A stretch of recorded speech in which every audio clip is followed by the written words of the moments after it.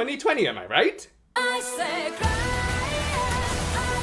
And that obvious joke is out of the way, so let's just move on. I mean, I will still bring it up later in this video, but let's not forget some of the other significant aspects of this show. After all, this is also considered to be the first of the new Reiwa Era that started back in May of 2019. As such, I think Toei felt like they needed to change up things, if only to symbolize the changing times by doing everything they could to attract some new eyes, while also reinvigorating the current fan base. From little changes like developing more of a YouTube presence with these bizarrely charming little videos using some of the cheapest puppetry I've ever seen in my entire life, taking some bigger chances with some more well-known names in the voice acting and music industry, and even some almost complete overhauls of the writer's room. As a result, we saw a new story and plot elements that would have seemed almost impossible for this franchise a few years ago. Yeah, they still kind of went back to the basics in a lot of areas, as well as brought back elements from their Tokusatsu brethren, which they hadn't really tapped into for a while.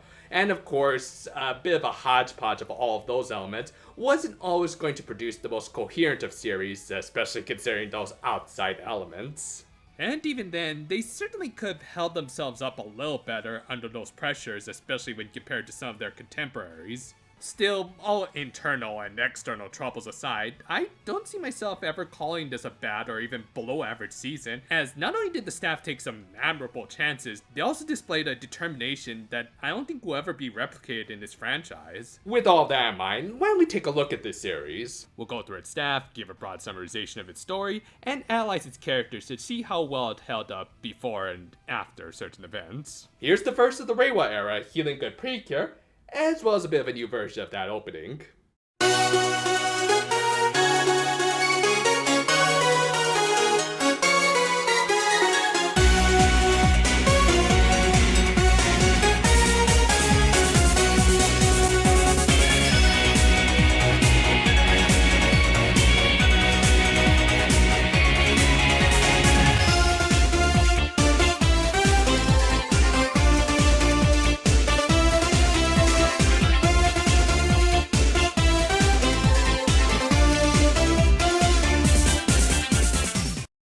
Right off the bat, this series clearly wanted to hold nothing back by bringing in some big names in voice acting like Ai Kakuma, Shizuka Ito, Mutsumi Tamura, Hiroki Yasumoto, and of course, the now supreme queen over all of the magical girl genre, Aoyuki. I mean, to be fair, she has been working with Toei for the longest time, going all the way back to her childhood.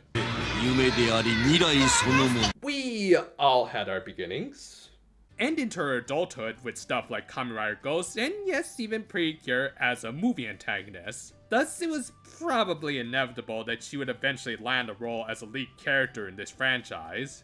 Even though I would personally say she's kind of above this franchise at this point in her career. Yes, I hear becoming a Precure is a big honor in the Japanese female VA industry, and Yuki herself seemed really happy about it, so good for her. But come on girl, on top of being the real-life Shuten, you've also played Hibiki, Madoka, and Tanya. You've already done some amazing work. Still, I digress, as I actually bring this all up because I have kind of noticed a pattern when it comes to the writing staff, in that they tend to write more for characters with very talented VAs. It makes sense. I mean, you would want someone who you could trust to carry a scene that you work so hard to develop. And boy, did they put Nodoka and the very concept of the pink lead through the ringer for the series, but we'll get to all that in good time. Another much needed and appreciated staff change was the position of composer going from Yuki Hayashi to Shiho Terada. Yeah, okay, I think I'll just come out and say it. I think Hayashi is a little overrated. I'm sorry to any Hiro Aka fans out there, but after rehearing some of his work from Kira Kira and Hakuto, it all started to really sound the same. I didn't bring up Star Twinkle because apparently he was just a co-composer for that. But yeah, as a friend who knows a lot more about music than I ever will pointed out, his music fails to have much of an identity or convey a story, likely because he has more indie music backgrounds rather than formal training. Meanwhile, Shiho Terada has composed for Garo, and as a result, has worked alongside the likes of Hiroyuki Sawano, the composer of Attack on Titan, and Hironobu Kageyama. I don't think I need to say any more than that. Other than, I'm actually kind of surprised that Toei would bring in someone from a competing Tokusatsu franchise. Some of my personal favorite tracks included If You Were to Touch the Paw of My Heart,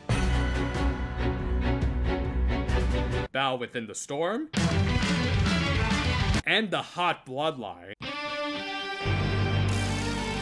That last one, by the way, was exclusively for that one filler episode and was the main theme of that parody of a sports anime. Yeah, even though it was basically meant as a joke, Terada made an epic tune just to sell us on the idea that this show within a show would entrance our main characters. That's the amount of dedication this lady puts into her work, and I for one am looking forward to hearing more of it in Tropical Rouge. But arguably the most significant change-up was in the writer's room. Granted, head writer Junko Komura has written a lot for Precure previously. In fact, you could learn more about her very first episode if you go check out another one of my big videos. Hint hint, nudge nudge. However, most of the secondary writers were new, like Ikuko Takahashi, Kaori Kaneko, and Ryunosuke Kingetsu, and all three of them brought in some interesting new touches to their episodes. Takahashi's 2 episodes focus more on team building in spite of a lack of communication between the Cures, something she likely picked up from Lost in Translation when she worked with Scarjo. Okay.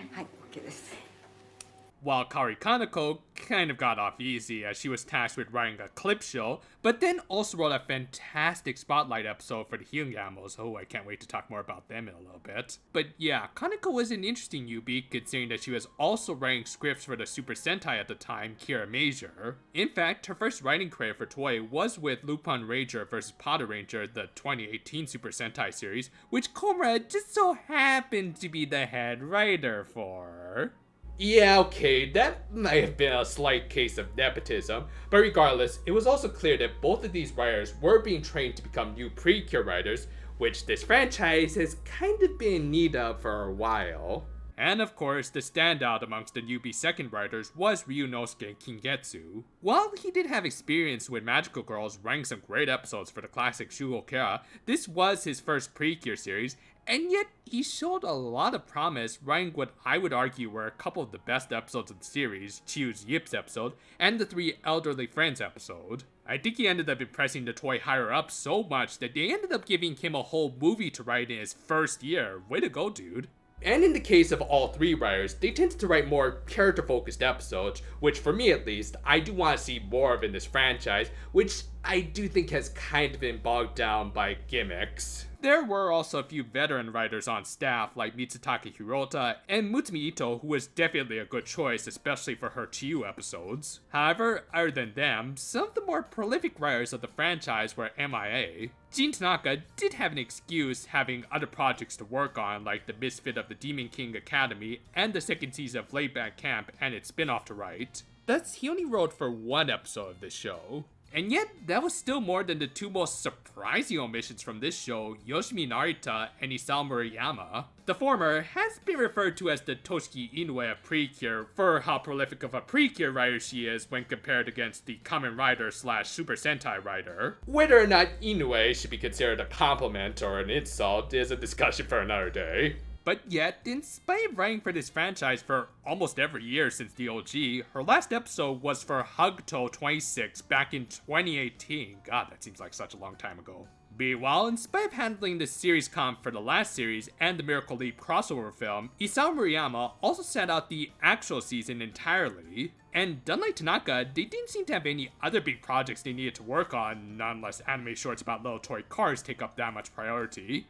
And while it is entirely possible that their episodes were cut due to the pandemic, considering that they didn't write anything before the hiatus, which started after episode 12, I highly doubt that they would bring in any more writers that late into the game. No, I think the more likely scenario was that they just chose not to bring back the old guard. I think as a part of this new era, they wanted to train as many newbies as feasibly possible. Again, they still did bring in a few trusted veterans to keep things stable. Still, as a result, I am looking forward to seeing some of these new guys return to hopefully write for Tropical Rouge. Nothing against the veterans, and I certainly would like to see them return, but as they say, variety is the spice of life. So, with all that production stuff out of the way, and me praising most of it, this must have been a fantastic season, am I right? Not exactly.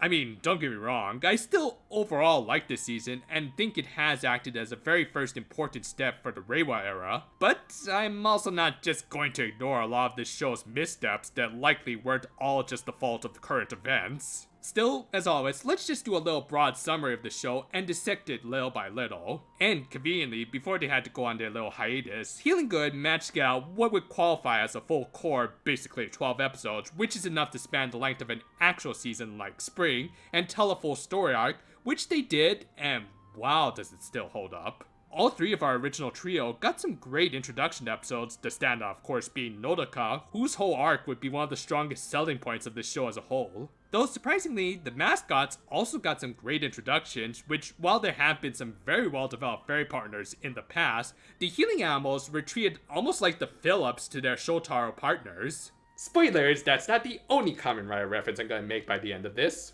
But yeah, this first quarter was pretty strong. It gave us a lot of character interactions between all 7 of our main characters. Yeah, again, I do really see the fairies as a part of the action in this show. They set up their general motivations, as well as the conflicts that they would have to overcome over the course of the series, some better than others, but more on that at the end. And they even threw in a little, though not a lot, of world building, like the Byogen's goals, and even some of their physical mechanics, the most significant being how the Mega Byogens grew stronger as time passed and their infection spread.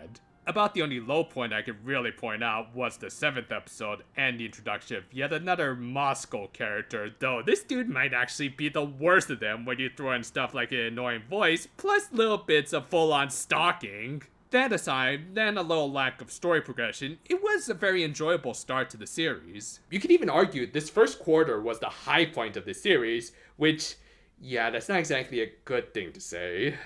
Because on top of basically saying that this series peaked early, it also suggests that the minimum world building and plot progression would be a recurring thing, which it kind of was, though I'm getting a little ahead of myself.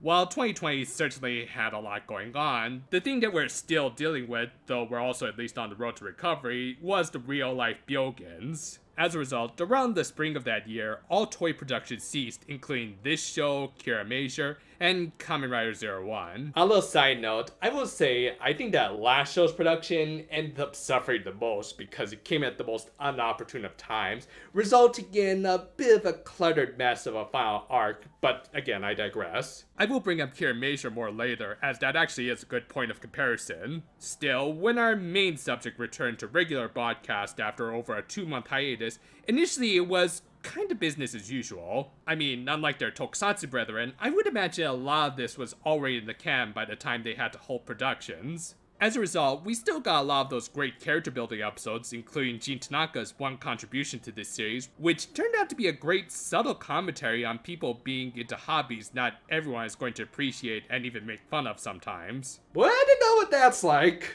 And of course, there was also Ryunosuke Kingetsu's great episode about an elderly trio whose friendship fell apart through things that we could glean just through some great visual storytelling. Seriously, as much as I love Precure, this was a surprisingly mature story that they managed to do for this little show. That said, by the 18th episode, a little griping issue started to become a little more apparent. This show's lack of any sort of world building and actual plot development. I mean, it was kind of there, as I said, and they did even manage to throw in a fun new villain in the form of the rodent general Bati Tomota. That said, his introduction kind of put the other generals, whom we would later learn were known as the Terrorbyogans, on the back burner. Also, yeah, it took a little while before we actually learned what the villains were even called. Not exactly a good sign. Personally, while I'm usually not a huge stickler for a lack of plot developments unless it goes on for a significantly long time, I could understand some people's frustrations with the series at this point, as I noticed some were even looking to drop it. Going back to head writer Junko Komura, these issues have always kind of been a thing when it comes to her stuff, especially her last big project, the aforementioned Loopad. While that series also had a pretty fleshed out cast with some great interactions between the titular cops and robbers of the show, it also lacked some significant world building and ultimately failed at building up their antagonists. Granted, there were some behind the scenes complications, like one of their main antagonist actors being a model who had other obligations to fulfill, but the point still stands for the other villains. Still, that show did get better once they introduced their Sixth Ranger, who managed to shake things up in interesting ways, so maybe that'll be the case for this show too. Yeah, about that. While there have been some very significant hinting towards Asumi's arrival, with of course the statue in the Healing Garden, and all the talk about her legend and such, her debut in episode 19 still did feel more than a little intrusive. Now, while I don't think the debut by itself was bad, and it even had some pretty awesome animation backing it, I also won't deny Asumi's addition did end up having some lasting negative effects on the series, mostly in terms of the power scaling. Now, remember when I brought up how the Mega Byogans grew stronger as time passed?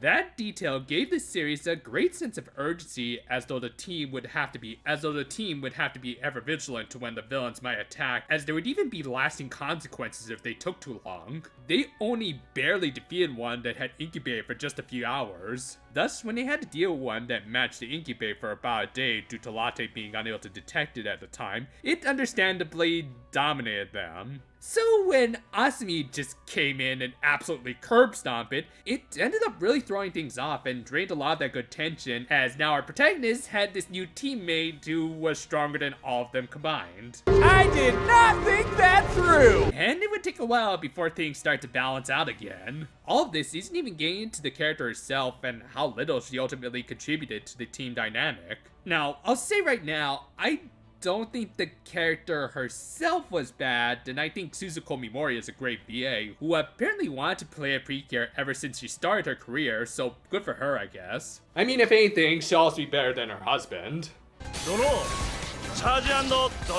Yeah, stick to pro wrestling, Okada, you dork. Anyway, it was also at this point that we might have started to see the effects the pandemic had on the show and its reduced episode count. Now once again, this is one of my crazy conspiracy theories, which I know all of you love, so do feel free to take this with a heavy grain of salt, but I just get the feeling like Bachitomota wasn't supposed to be taken out, at least at this point in the series. I mean, just take away these few cuts of him attacking Asumi and ultimately dooming himself, and yeah, it doesn't seem like he was meant to be purified here. Hell, for a big rat, you'd think he would have been able to There even seemed to be some hints that King Byogen had bigger plans for him that never seemed to materialize. Add on the fact that his defeat wasn't even brought up in the clip show episode, and yeah, it does seem like they were supposed to do at least a little more with him. Same can be said for his fellow animal Terra Byogen, Nebusoku, who was defeated in the same episode he debuted in. That episode even felt like a post-pandemic onset production with bits that advised against touching small animals that might carry diseases. But yeah, in hindsight, this wasn't the start to something great that I originally thought it would be when I brought it up in my episode review, so yeah, consider that praise retracted.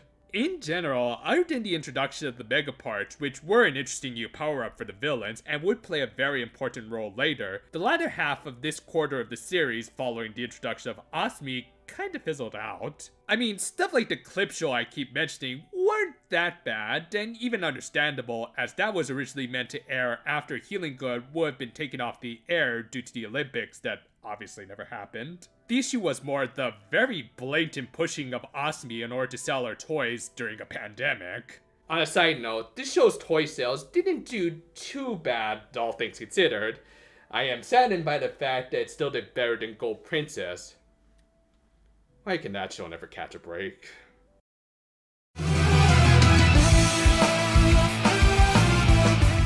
Anyway, I'll get more into my issues with this part of the series when we talk about characters, specifically Asumi, but for now, let's just move on. The third quarter of this series before the final arc is what I would consider to be just as good, if not better, than the first quarter in some areas. Though I admit that might have been due to some bias.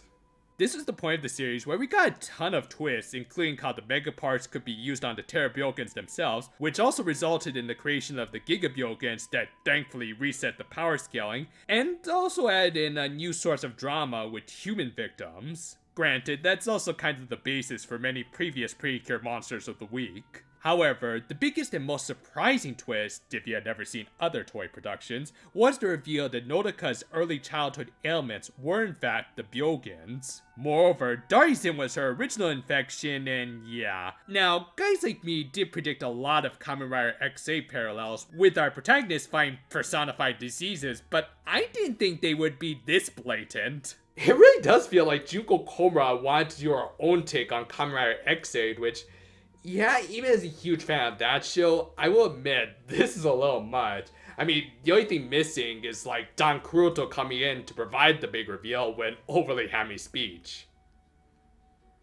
Doujinshi authors get to work. As a result of this, Nodoka and Darizen's rivalry became one of the main highlights of the series. While there had been plenty of good rivalries in this franchise, this one was beyond personal. And as they say, some of the best rivalries are the blood feuds, where not only are ideals challenged, but all sorts of other personal gripes have to be put to rest. Nodoka's whole reasoning for becoming a Precure was because of this guy, and therefore had a responsibility to deal with him, especially after having seen how he had affected the lives of her family and even her physician. Thankfully, that guy didn't turn into some weirdo who ran around in an evil Pac-Man mask. But yeah, while this show could feel almost too much like an anime version of X-Aid at times, and I'll say right now was nowhere near as good, I do think it eventually did find its own identity by the end. The rest of this quarter was also quite good. Chiyu got some great episodes that very effectively wrapped up her arc in a more interesting way than some other blues. Again, more of that at the end. And we even got a really entertaining filler episode with the aforementioned amazing Hot Bloodline music. Granted, this season might have also had a few too many fillers, especially after they came back from the hiatus. Now to be fair, some of these might have already been in the can, like the Clip Show episode, and starting production on whole new episodes might have been more than a little difficult with all the new protocols that would have been put in place. But it still did kind of feel like they were hopping around plot points and character arcs, and as a result, Hinata did kind of get the short end of the stick when it came to her arc. Now, while I have lightened up to this, especially when putting aside my own bias for wanting to see more focus on something I can relate with, I do feel like these episodes were more than a little cluttered. Most notably was during her one episode during this quarter, where it felt like they had combined two episode scripts together. One where Hinata dealt with her inability to study, and another where she reunited with an old friend. And based on interviews with Junko Komura, that might very well have been the case. Apparently by this point in the production, they pretty much had to work backwards when writing scripts, and had a hell of a time trying to piece it all together, working around things like scheduling, and likely not even having a clear idea of how many episodes they were going to be afforded until like about the fall to winter seasons. As a result, some parts of Hinata's arc ended up on the cutting room floor. I can't say for sure how much, but as we'd see in the final arc, definitely a decent chunk. In that sense, they absolutely have my condolences, as I would not envy anyone put in that position. That said, I do kind of feel like they could have worked around things better, especially when comparing against their older tokusatsu brother, Kira Major. Interestingly, in spite of halting and restarting their regular episode runs on different dates, both shows ended up getting about the same number of episodes cut at about 5. To make matters especially bad for the Sentai, the main character's actor, Ryo Komiya, came down with the virus during the hiatus, though fortunately recovered before they resumed production. And yet, in spite of all those issues, and likely a lot more, I would say Kira Major had a much more solid story, to the point that it's now one of my favorite Sentai ever. They even clearly needed to combine a few episodes here and there, and yet it just flowed so much better, as they likely knew what to focus on, and still kinda make it fairly seamless. This was likely due to the fact that they had a much better head writer in Naruhisa Arakawa. I've mentioned him before, and how he just has a knack for creating series for viewers of all ages. He really is Toei's most solid and proven writer, knowing how to balance out character arcs and overarching plots very well. He also happened to mentor Junko Komura through many of the Sentai she worked on, and yeah, it's clear who is still the master at this point. Though, while Kira Major did have a much more solid final story arc in my opinion, I do think Healing Good did get one over them.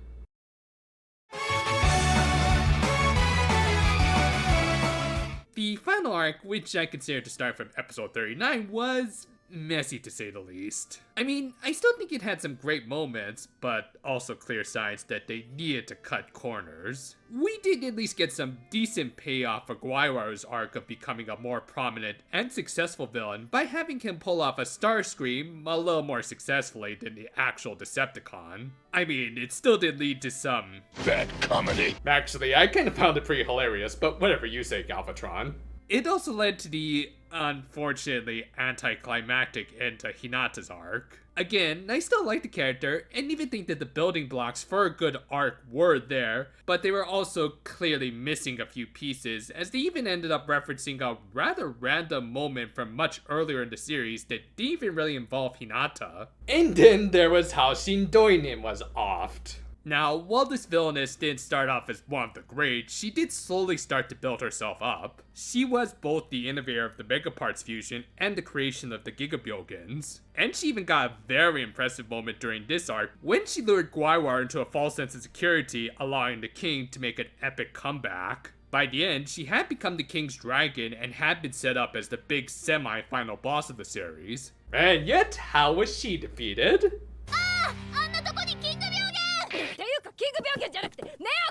Death by over-simping.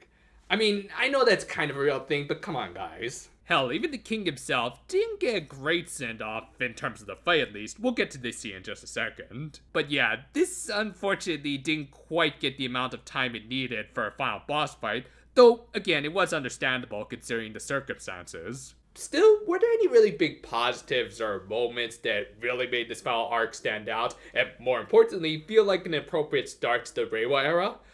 Well, there is a good reason I haven't talked about a certain someone just yet. During all of these events, Darzin became a target for King Byogen, who wanted to absorb him to unlock his true final form. Understandably, Darzin didn't want to have his very existence erased, so he sought out Nodoka, believing that she would unconditionally save him, in spite of all of the aforementioned atrocities that he had done to her, which also likely included burning through the Hanadera savings and skyrocketing Nodoka's health insurance premiums. But yeah, he thought that he could rely on the staple belief that magical girls like her would help him. Episode 42, as far as I could tell, did become a bit of a big debate point, if not outright controversial, as to whether or not Darzin really deserved redemption. I know when I was first watching it, I was expecting something not too dissimilar from Pardo's redemption arc from X8, but nope, they pretty much stopped at this point.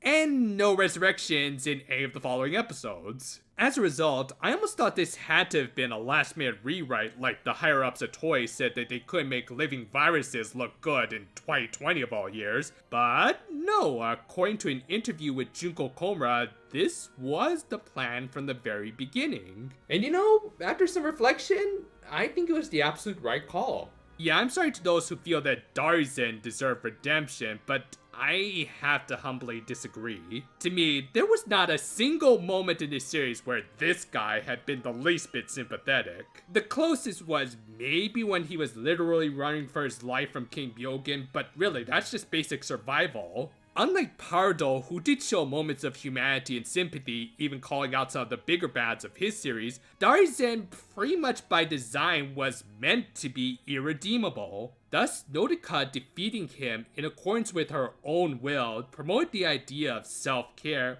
which for a season all about health is a fantastic message to spread. Now, of course, I'm not saying I dislike Pardo, and by extension, any sympathetic villains, quite the opposite really. I think if handled well, they can be great three-dimensional characters. The problem, of course, is that everyone is trying to make these characters nowadays. As a result, not only has it gotten kind of tiresome, as though we can't just have a full-on villain these days, but often we also get face turns that feel wholly unearned and more of the result of fandom popularity. If anything, it's actually kind of refreshing to have a season with 0 redeemable villains, which we have not seen since the start of the Umezawa era of Precure. Again, nothing against characters like Setsuna or Westar, as they certainly earned their face turns, but what about Solar exactly screamed face turn, other than him being a bit of a popular pre-boy who once almost killed off an entire town of mothers?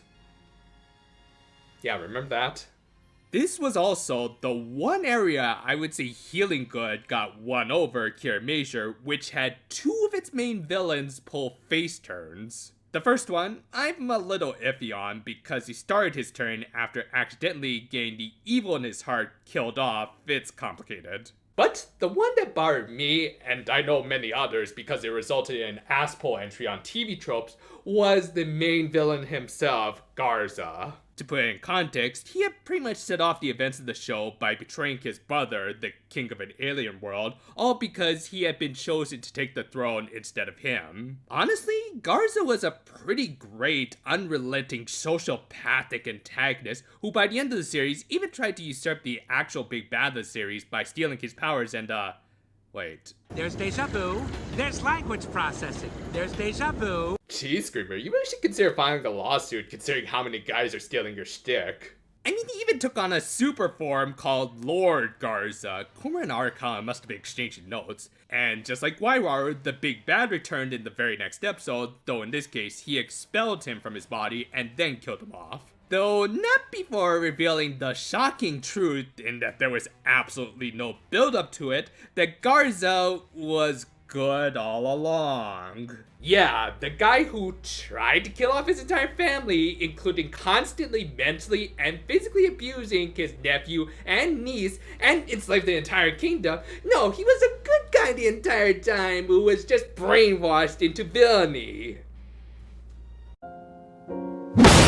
Again, there was no build-up to this twist, just a single flashback from the episode immediately before this one when he pulled the star scream. Maybe there were episodes foreshadowing this that were cut due to the pandemic, but I highly doubt it considering what they did keep in. To me, this was the one blemish on otherwise fantastic Sentai, and made me really glad that Precure for once took the more mature route by saying that maybe forgiving an abuser might not be a good idea. It even built off of this and added in some nice shades of grey into its finale, as during the final encounter with Neo King Byogen, he expressed his extremely Darwinist beliefs that only the strongest survive, and that Homo sapiens with their domination over the planet weren't that much different than the Byogens. Of course, they could have had Nodaka pull a classic magical girl cliche and say, she could have said something like humans are the greatest and that we would never push any other species to the point of extinction, but she didn't. You said yourself that life must be protected even through sacrifice. As not only could she not deny that from a historical standpoint, but also from a personal one. While again, I don't think her actual choice of defeating Darusen was wrong, she also couldn't deny that overstepping others has always kind of been a part of how mankind has survived until now. That was a fact that she had accepted, and one that she would follow through with alongside her friends and family. It's similar to the message we got back with Doki Doki, in that sometimes people do have to be selfish in order to survive, otherwise we would just fade into nothingness. Granted, overdoing it is bad too, as the epilogue exposited through a monkey who happened to share the same VA as King Byogen. Coincidence? I think not! But yeah, the series ended on a slightly grim note with again the characters admitting that much like the Byogens, humanity had evolved to the point that they could, and really have been a destructive force to the earth. While environmental messages are a dime a dozen, they are still relevant, and for a show like this, it was certainly not uncalled for. Teotino even admitted that the Healing Garden might come into conflict with humans at some point, but for now, they were willing to believe in them. To me, while this final arc had a lot of problems, not all of which could just be blamed on the Koof, I do really appreciate some of the messages they got across. It confronted very real issues with just the right amount of maturity, and in some areas even more so than the Sentai of the season. They made it clear that all of our protagonists' choices would have consequences both on and off the battlefield. While certain outside circumstances might prevent them from having the most well-animated fights ever, this team did at least participate in some great moral fights. And more importantly with this, seemed to be incorporating more elements of their Tokusatsu brethren once again. Not so much that you could say they were wholesale copying, but enough so that you could tell that they were sort of lifting that shadow ban they had on Tokusatsu writers at the tail end of the Heisei era. More on that at the conclusion. So, while the story and plot were far from perfect, I do still think that the show had a fairly strong cast that managed to hold it up, so let's take a look at them. First of all, let's just take a quick look at the power sets of both our antagonists and protagonists. And I will say, I did like the concept that there was a clear tier system amongst the Byogens based around the metric system ranging from Nano to Terra. I guess the king might have been a pet of Byogen, but yeah, stuff like how their powers vary depending on what sort of animal they spawned out of and how long they incubated inside of said animal ammo made for some interesting mechanics that were furthered with the introduction of the mega parts. From there, they developed multiple methods of creating cycles of new minions and power-ups out of almost nothing at times. While probably not taking advantage to its fullest, these were some intriguing concepts that made the villains feel like an ever-evolving and constant threat. On the protagonist side of things, they had the healing sticks and the elemental bottles. The former almost seemed to act as a restriction towards going full-on fisticuffs, though they would still try to throw them even while tightly grasping both their weapon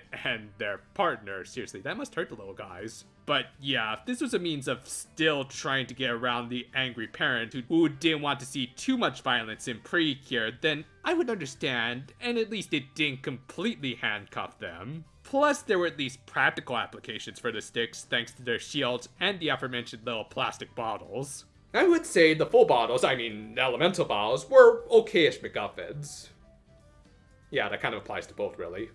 I mean, at least they weren't disappointing in the sense that I can't even recall if they were ever all that hyped up to begin with. Their immediate purpose was just to patch up Latte before, much like many a collector's item, they were just put on a shelf. Okay, but seriously, they were capable of casting unique spells that were sometimes put to good use alongside the team's initial bottles. Said spells I could best describe as being like Pokemon attacks. Chu's Ice Bottle was essentially Ice Beam, Hinata's Lightning Bottle was Thunderbolt, and while Nodoka's Harvest Bottle could vary at times, the thing everyone remembers about it was that it could turn into a Leaf Blade, which was just awesome. Unfortunately, while these second balls became their primary attack, the third balls they acquired were often forgotten. Worst of all was when all of the balls were just reduced down to basic beam attacks without any of those handy status effects. While certainly a cut above other MacGuffins that were pretty much all the same in their respective series, the elemental balls didn't add a whole lot to this show, though again, at least they weren't overhyped. As for the rest of their power-ups and new equipment, like the Oasis and Arrows, they were pretty much par for the course for a lot of Precure series these days, just used exclusively as finishers rather than actual super forms, sadly. That sort of stuff would be reserved for the movie forms, which, yeah, can't exactly apply here, though I will still say, Ultimate X-Drive Grace is still one of the most awesome things ever. With that, let's get into the greatest strength of the show, the characters. Once again, we'll start off with the villains, whom altogether were kind of basic and simplistic, but, that's kind of part of their appeal. Hear me out. King Byogen was your standard Precure final boss, mostly there as the big final obstacle, and overall having a very bland personality. So I guess it was only appropriate that he would share the same voice as the mostly forgettable final boss of Yu-Gi-Oh! GX. FYI, for those who don't know, his name was Darkness. That's how bland he was.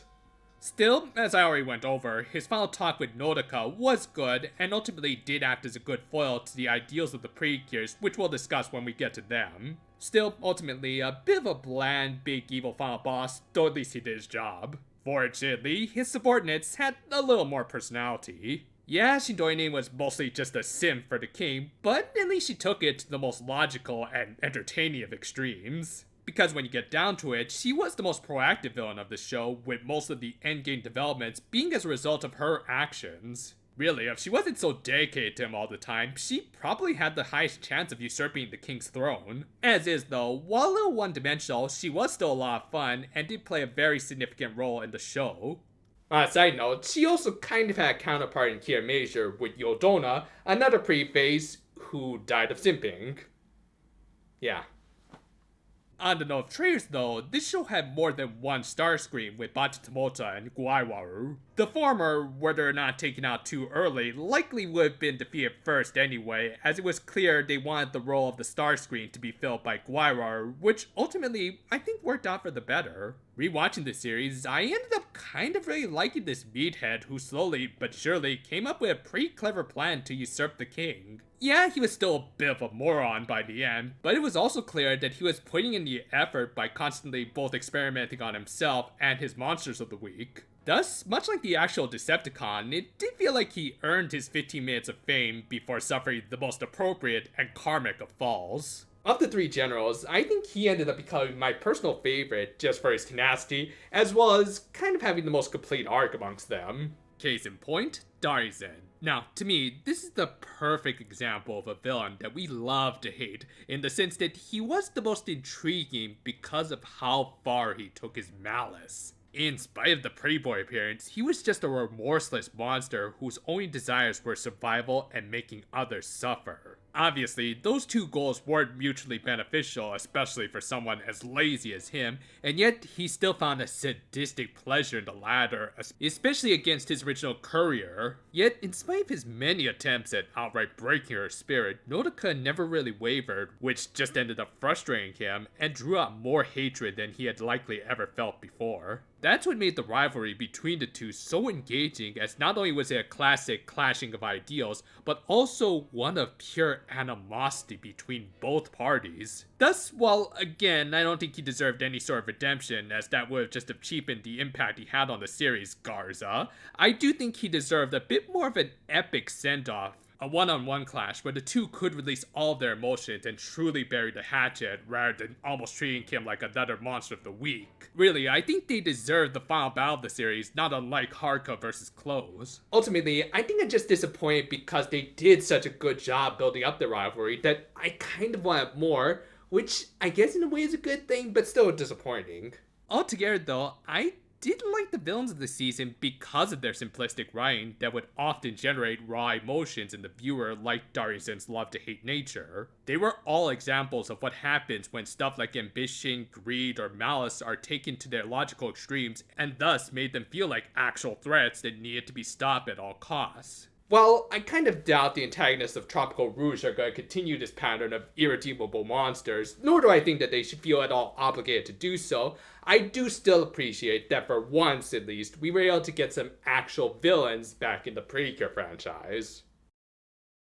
Moving on to our protagonists, I'll cover both the cure and the respective partner together because again, there's kind of a Kamen Rider double aspect to them. And fittingly, Latte and Asumi were the least interesting of the protagonists. Granted, the former was hamstrung by the fact that she couldn't talk without a stethoscope for most of the series, and even then, she did have some good moments, like when she was able to show off her inner Iggy, though thankfully Precure hasn't gone into full JoJo territory yet. But yeah, because of that, she was at least likable as a child trying to live up to the parents' legacy, even if she was a bit of a plot device at times, though at least she was in no way an overpowered Deus Ex Machina baby. Same can't be said for the Earth Spirit. I already went over how Asumi threw off the power balance of the show, but I think the bigger issue was how she was kind of boring for much of her intro arc into the finale. She did kind of conflict with the rest of the team initially, but was then quickly won over, and even then, she never really got that emotional unless it was in a very over-the-top manner. She did get a little better by at least becoming more of a purple gag character as the Mako piece started to infect her before the Shindoina infection.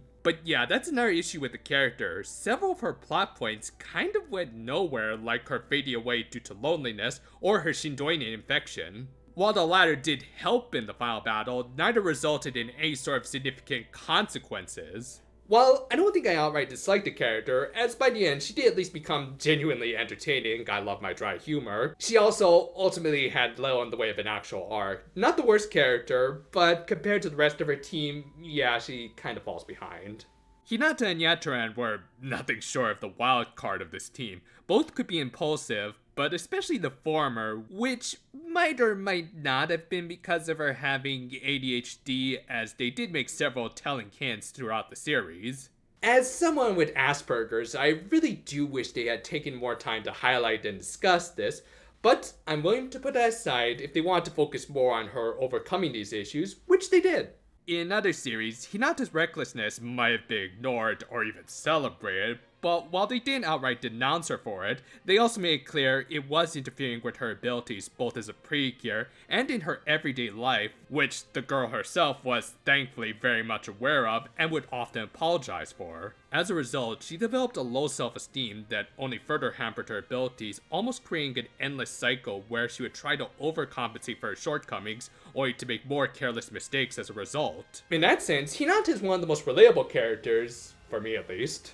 Fortunately, she did have her loyal Kitty by her side, who while also a little impulsive, was far more restrained and actually rather prudent compared to Hinata, to the point that Nyatran did tend to keep things hidden from her like an embarrassing birthmark. And yet, in a nice bit of visual storytelling, by the end, he didn't really seem to mind showing it to his partner, as he had recognized how much they had bonded. Among the duels, these two arguably forged the strongest partnership, as both could just instinctively come to realize what the other was thinking and was capable of. And together, they were definitely one of the most charming pairings in the show, and even if Hinata's arc was a little incomplete, I can't deny that these two were just a ton of fun. Chiyu and Pegitan were the duo I could best describe as being the most Japanese of this cast. What I mean by that is that they ended up becoming a representation of the struggles that many find themselves in when transitioning from traditionalist to more modern beliefs and sensibilities. Chiyu had been raised in a ryokan, a Japanese inn, that structurally has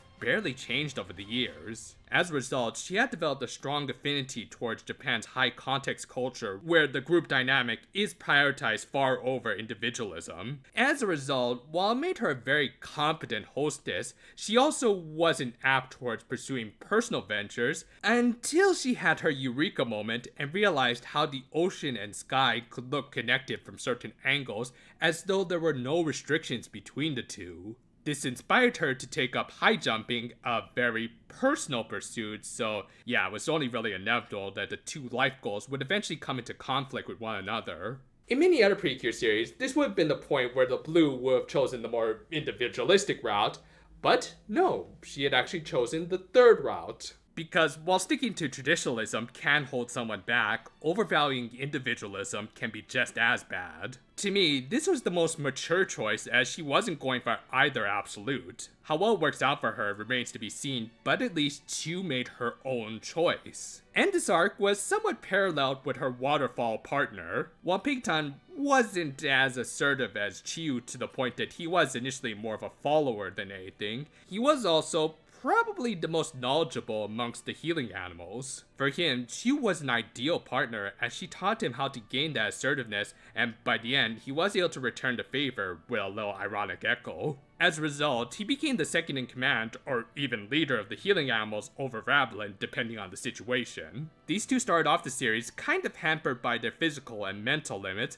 but by the end, all of those were broken. Also, I found these two to be the funniest characters, especially Chiyu and her many reaction faces, though I can't totally agree with her Fua-esque sense of humor. Last and definitely not least, we have the pair whom I'll just come out and say are my new favorite lead cure and fairy mascot in the whole franchise, Nodoka and Rablin.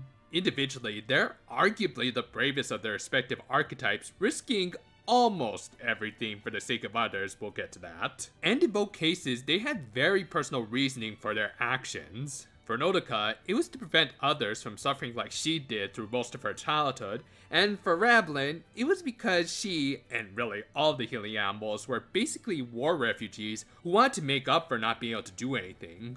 Thus, they formed a partnership because of those somewhat similar goals of not wanting others to suffer, but ironically, those same goals ended up producing more than a little conflict between the two. As while both wanted the best for the other, they were also now in a war. This caused a lot of stress between the two, especially because of Nodoka, who due to her extended hospitalization, likely didn't know what it really meant to interact with others, except her physicians, who were literally paid to get along with her. This resulted in some understandable tiffs, but they always came back together when they realized how much they cared for each other. This would ultimately lead the little bunny into helping Nodoka through her most difficult decision in the series. Now, while I'll admit that the final confrontation with Darizan was a little heavy-handed, with Komura even admitting that she wanted a storyline about her lead overcoming the gender power imbalance, I still really like this as a story about a protagonist who chose not to become a martyr.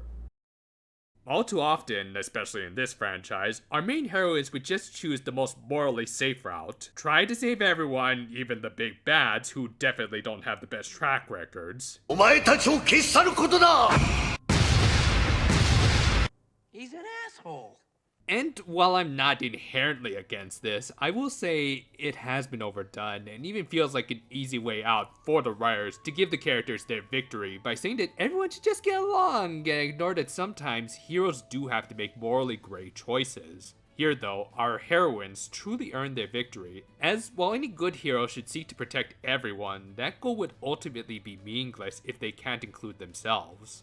both had really grown over the course of the series. Nodoka went from the wide-eyed idealist to the still good-willed, but also a realist who could recognize that the world around them was far from perfect, and yet they could still take steps to improve it. While Rablin went from the obstinate, narrow-minded little fighter to a more supportive and amiable partner. The VAs of both of these characters deserve a lot of praise for reflecting this development, especially Aoyuki, who at this point just seems like the person you go to when you need a suffering magical girl. But yeah, in my opinion, they did a great job portraying one of the most down-to-earth duels in this franchise. And that's probably the best way to describe Nodoka and Rablin, as well as the Healing Good team in general. They're the most down-to-earth and human cures ever. As while they did all act like proper superheroines for the most part, they could also be self-fulfilling at times, and yet this wasn't completely downplayed and sometimes even portrayed as being for the better. After all, people can't go through life without at least some deviations of our own choosing.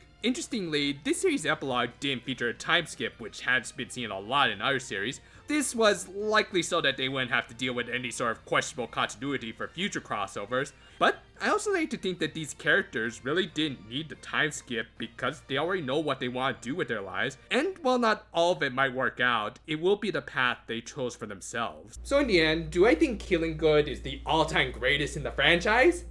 Hell no! It had a lot of issues, from a start and stop plot, the mishandling of Asumi's debut, and a lot of it can't just be blamed on the pandemic. Head writer Junko Komura has always had issues with her writing, and while it's great that they built up some new writers, some of them definitely need more seasoning. All in all, it was just a really flawed series, and I wouldn't change a thing about it. Because really, it kind of ended up becoming a perfect reflection of us back in 2020.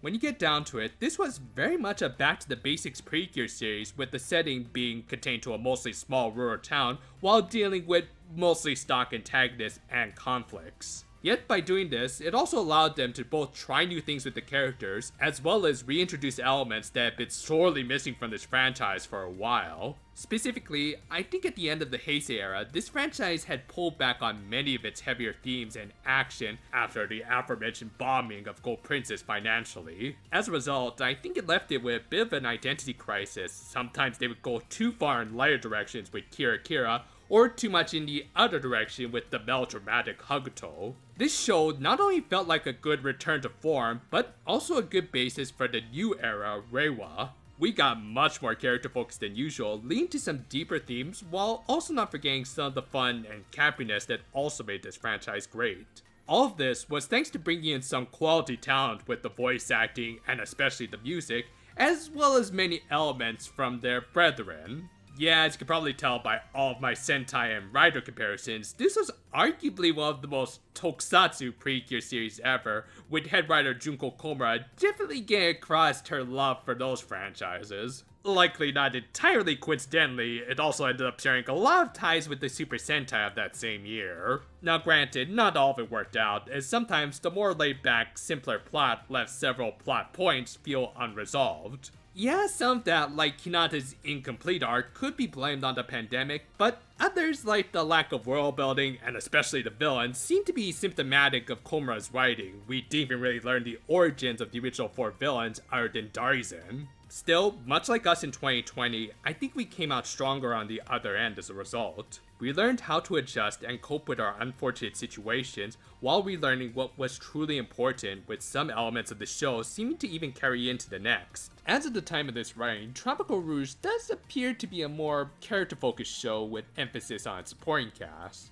I don't know what they're going to do with Kurun, but Laura has fulfilled the mascot position fantastically, like the Healing Animals. So, in the end, I would say while Healing Good might not have been a perfect or even great series, I do think it was also a fantastic learning experience for both the audience and the staff. Times might still be tough, but as long as we take care of ourselves and others, then at the very least, we can say that we are alive.